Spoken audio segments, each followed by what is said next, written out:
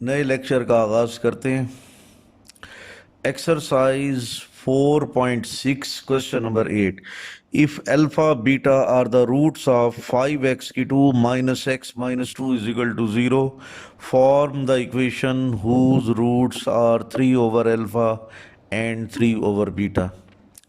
इस क्वेश्चन में जो क्वाड्रेटिक इक्वेशन हमें गिवन है वो ये है, 5x की 2 minus x minus 2 is equal to 0। A की कीमत 5 है, बी की कीमत -1, सी की कीमत -2। अल्फ़ा बीटा इस क्वाड्रेटिक इक्वेशन के रूट्स हैं और हम जानते हैं कि alpha plus beta is equal to minus B over A. Values put करेंगे, माइनस बी की कीमत -1 और ए की कीमत 5, तो बन जाएगा 1/5। उसके बाद दूसरे नंबर पर है alpha beta is equal to C over A. C की कीमत क्या होगी -2, ए की कीमत क्या होगी 5, तो -2/5। तो क्वाड्रेटिक इक्वेशन गिवन थी, तो alpha plus beta is equal to minus B over A, alpha beta C over A. तो ये दोनों फार्मूले अप्लाई किए, इसमें ए बी सी की वैल्यूज़ भी हमने पुट कर दी।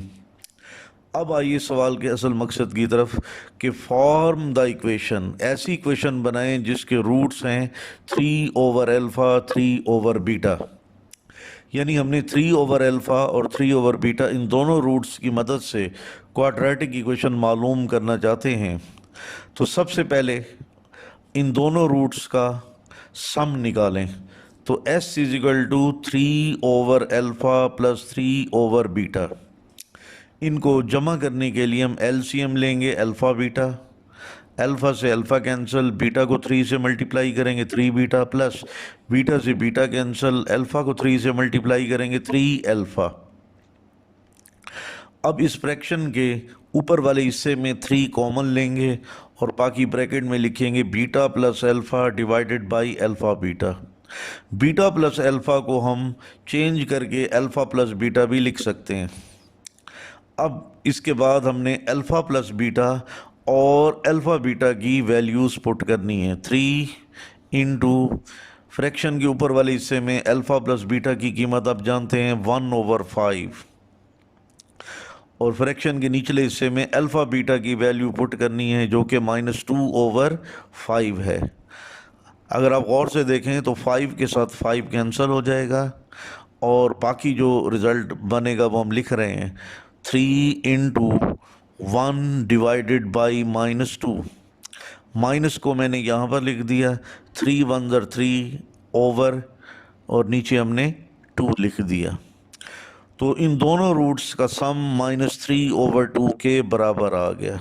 अब हम प्रोडक्ट यानी इन दोनों रूट्स को मल्टीप्लाई करते हैं। 3 over alpha into 3 over beta. 3 को 3 से मल्टीप्लाई करेंगे 9 ओवर अल्फ़ा बीटा। तो फ्रैक्शन के ऊपर वाले हिस्से में 9 और फ्रैक्शन के निचले हिस्से में अल्फ़ा बीटा की कीमत -2/5 हम पुट करेंगे। ये -2/5 ऊपर जाकर 5 ओवर -2 बन जाएगा और इस तरह मज़ीद मुख्तसर करके लिखेंगे तो 9 5 ज़ार 45 ओवर 2 और ये माइनस भी साथ लिख लेंगे। चुनांचा इन दोनों रूट्स का सम बना -3/2 और प्रोडक्ट बना -40/2। तो सम और प्रोडक्ट की मदद से क्वाड्रेटिक इक्वेशन को हम मालूम कर सकते हैं। The required quadratic equation is x की 2 minus s x plus p is equal to 0। s और p की वैल्यूज़ पुट करेंगे। x की 2 माइनस s की कीमत -3/2 इंटू एक्स प्लस p की कीमत -45/2 इज इक्वल टू 0। अगले स्टेप में लिखेंगे x की 2 माइनस माइनस प्लस 3/2x और उसके बाद हम लिखेंगे plus minus minus 45/2 is equal to 0। अब फ्रैक्शन को ख़त्म करने के लिए 2 से मल्टीप्लाई करेंगे तो 2x की 2 plus 3x minus 45 is equal to 0। तो ये हमारी मतलूबा क्वाड्रेटिक इक्वेशन बन गई। इसके बाद है जी question number 9। If alpha beta are the roots of x2 minus 3x plus 5 is equal to 0, form the equation whose roots are 1 minus alpha over 1 plus alpha and 1 minus beta over 1 plus beta. ये question 9 question 8 की तरह है. इसमें quadratic equation given है x की 2 minus 3x plus 5 is equal to 0. Alpha beta इस quadratic equation के roots हैं और आप जानते हैं रूट्स का सम बराबर होता है माइनस बी ओवर ए. अब b और a की वैल्यूज़ पुट करेंगे तो लिखेंगे माइनस, फिर b की कीमत है -3, a की कीमत है 1, तो बन जाएगा 3. उसके बाद अल्फ़ा बीटा का प्रोडक्ट बराबर होता है c ओवर a. तो c और a की वैल्यू पुट करें, c की कीमत 5, a की कीमत 1, 5 ओवर 1 इज इक्वल टू 5. तो इसके बाद हम सवाल के असल मरहले की तरफ आते हैं जिसमें हमने एक क्वाड्रेटिक इक्वेशन बनानी है और जिसके ये दो रूट्स गिवन हैं, यानी 1 minus alpha over 1 plus alpha, 1 minus beta over 1 plus beta. हम इन दोनों रूट्स की मदद से क्वाड्रेटिक इक्वेशन मालूम कर सकते हैं अगर हम इन दोनों रूट्स का सम भी निकाल लें और प्रोडक्ट भी निकाल लें. तो आइए सबसे पहले इन दोनों रूट्स का सम निकालते हैं. 1 minus alpha over 1 plus alpha plus 1 minus beta over 1 plus beta. इसके बाद इन दोनों को ऐड करने के लिए एलसीएम लेंगे. एलसीएम बनेगा 1 plus alpha 1 plus beta. 1 plus alpha से 1 प्लस अल्फ़ा कैंसिल हो जाएगा और 1 प्लस बीटा को 1 माइनस अल्फ़ा से मल्टीप्लाई कर देंगे प्लस. इसी तरह 1 प्लस बीटा से 1 प्लस बीटा कैंसिल हो जाएगा और बाकी 1 प्लस अल्फ़ा को 1 माइनस बीटा से मल्टीप्लाई करेंगे. मज़ीद मुख्तसर करने के लिए ब्रैकेट्स को मल्टीप्लाई करना पड़ेगा. तो आइए मल्टीप्लाई करते हैं. 1 plus beta minus alpha beta. यहाँ भी दो ब्रैकेट्स हैं, इनको मल्टीप्लाई करते हैं तो हमारे पास बन जाएगा 1 minus beta plus alpha beta divided by दो ब्रैकेट्स हैं, यहाँ भी इनको मल्टीप्लाई करेंगे तो बन जाएगा 1 plus beta plus alpha beta. अगर हम देखें तो प्लस अल्फ़ा और माइनस अल्फ़ा कैंसिल हो जाते हैं, प्लस बीटा और माइनस बीटा कैंसिल हो जाएंगे, 1 और 1 ऐड होकर 2 बन जाएगा. फिर माइनस अल्फ़ा बीटा दोनों ऐड होकर -2 अल्फ़ा बीटा बन जाएगा. और नीचे बटे के निचले हिस्से में 1 प्लस बीटा जमा अल्फ़ा है तो हम ऑर्डर चेंज करके लिखेंगे alpha plus beta plus alpha beta. अब आप देखें हमारे पास अल्फ़ा प्लस बीटा और अल्फ़ा बीटा की वैल्यूज़ मौजूद है, वो यहाँ पर हम पुट करते हैं. तो 2 माइनस 2 अल्फ़ा बीटा, उसकी कीमत आप जानते हैं 5 है, divided by 1 plus alpha plus beta की कीमत 3 पुट करेंगे, फिर प्लस अल्फ़ा बीटा की कीमत 5. तो ये बन जाएगा 2 minus 10 divided by 1 plus 3 plus 5 add होकर 9 बनेगा. तो अब इसको मज़ीद मुख्तसर करेंगे -8 ओवर 9. तो हमने दोनों रूट्स का सम मालूम कर लिया. अब हम इन दोनों रूट्स का प्रोडक्ट मालूम करते हैं. 1 minus alpha divided by 1 plus alpha, इस तरह 1 minus beta divided by 1 plus beta. Multiply करने का तरीका ये है कि जो फ्रैक्शन का ऊपर वाला हिस्सा है उसको ऊपर वाले हिस्से के साथ मल्टीप्लाई करेंगे और फ्रैक्शन का जो लोअर पार्ट है उसको लोअर पार्ट के साथ मल्टीप्लाई करेंगे. यानी 1 माइनस अल्फ़ा को 1 माइनस बीटा के साथ और इस तरह 1 प्लस अल्फ़ा को 1 प्लस बीटा के साथ. अब आप ब्रैकेट्स को मल्टीप्लाई करें. 1 minus beta minus alpha plus alpha beta divided by 1 plus beta plus alpha plus beta. अच्छा 1 माइनस, अगर हम माइनस कॉमन लेंगे तो बीटा प्लस अल्फ़ा बन जाएगा जिसको ऑर्डर चेंज करके हमने अल्फ़ा प्लस बीटा लिख दिया. फिर plus alpha beta divided by 1 plus beta plus alpha, इसको ऑर्डर चेंज करेंगे तो अल्फ़ा प्लस बीटा बन जाएगा. इसके बाद आप जानते हैं कि अल्फ़ा प्लस बीटा और अल्फ़ा बीटा की वैल्यूज़ हमारे पास मौजूद हैं तो हम पुट करते हैं. तो 1 minus 3 plus 5 divided by 1 plus 3 plus 5, ऊपर बन जाएगा 1 और 5 6 माइनस 3 3 और नीचे 1 प्लस 3 प्लस 5 तीनों ऐड होकर 9 बन जाएगा. तो 3 1 ज़र 3 3 ज़ा 9, तो 1/3 बन गया। तो हमने जो दो रूट्स गिवन थे उनका सम भी मालूम कर लिया और प्रोडक्ट भी मालूम कर लिया। अब एस और पी की कीमत को हम रेडीमेड फार्मूले में पुट कर देंगे ताकि क्वाड्रेटिक इक्वेशन फाइंड कर सकें। तो यहाँ पर लिखेंगे the required quadratic equation is x⁴ minus s plus p is equal to 0। S और पी की वैल्यूज़ यहाँ पर पुट करेंगे तो x⁴ माइनस एस की कीमत है -8/9x प्लस पी की कीमत है 1/3 इज इक्वल टू 0। फिर आप जानते हैं कि माइनस माइनस प्लस होता है, तो x⁴ plus 8/9x plus 1/3 is equal to 0। Fraction को ख़त्म करने के लिए हम 9 से मल्टीप्लाई करेंगे तो बन जाएगा 9x⁴ plus 8x plus 3 is equal to 0, which is called quadratic equation. ठीक है जी। अब इसके बाद हमारी एक नई डेफिनेशन है डिस्क्रिमिनेंट। तो मैंने आपके सामने एक साइड पर क्वाड्रेटिक फार्मूला लिखा है। क्वाड्रेटिक फार्मूले का वो पोर्शन, क्वाड्रेटिक फार्मूले का वो पार्ट, क्वाड्रेटिक फार्मूले का वो हिस्सा जो स्क्वायर रूट के अंदर लिखा हुआ है, यानी b⁴ माइनस 4ac, इस हिस्से को, इस पार्ट को, इस पोर्शन को हम डिस्क्रिमिनेंट कहते हैं। तो डिस्क्रिमिनेंट की तारीफ यूं बनेगी the expression b⁴ minus 4ac, यानी ये वाला portion, which is written under the radical sign of the quadratic formula is called discriminant. Expression b⁴ minus 4ac ये वो एक्सप्रेशन है जो क्वाड्रेटिक फार्मूले में स्क्वायर रूट के अंदर लिखा हुआ है। इस एक्सप्रेशन को डिस्क्रिमिनेंट कहते हैं। डिस्क्रिमिनेंट क्या काम करता है? डिस्क्रिमिनेंट हेल्प्स, हमारी मदद करता है to determine the nature of the roots of the quadratic equation. तो ये डिस्क्रिमिनेंट क्वाड्रेटिक इक्वेशन के जो रूट्स हैं उनकी नेचर को मालूम करने में मदद देता है। ये नेचर क्या होती है? हम रोज़मर्रा ज़िंदगी में सुनते रहते हैं कि फ़लाँ शख्स की ये नेचर है, फ़लाँ शख्स की ये नेचर है। तो यहाँ इंसानों के नेचर नहीं, यहाँ क्वाड्रेटिक इक्वेशन के जो रूट्स हैं ना, उनकी नेचर की बात कर रहा है। मिसाल के तौर पर अगर हम किसी क्वाड्रेटिक इक्वेशन को सॉल्व करें तो उसके रूट्स इक्वल आ जाते हैं। जब हम किसी और क्वाड्रेटिक इक्वेशन को सॉल्व करें तो उसके रूट्स अनइक्वल आ जाते हैं। किसी क्वाड्रेटिक इक्वेशन को सॉल्व करें तो उसके रूट्स रियल होते हैं। किसी क्वाड्रेटिक इक्वेशन को सॉल्व करें तो उसके रूट्स इमेजिनरी होते हैं।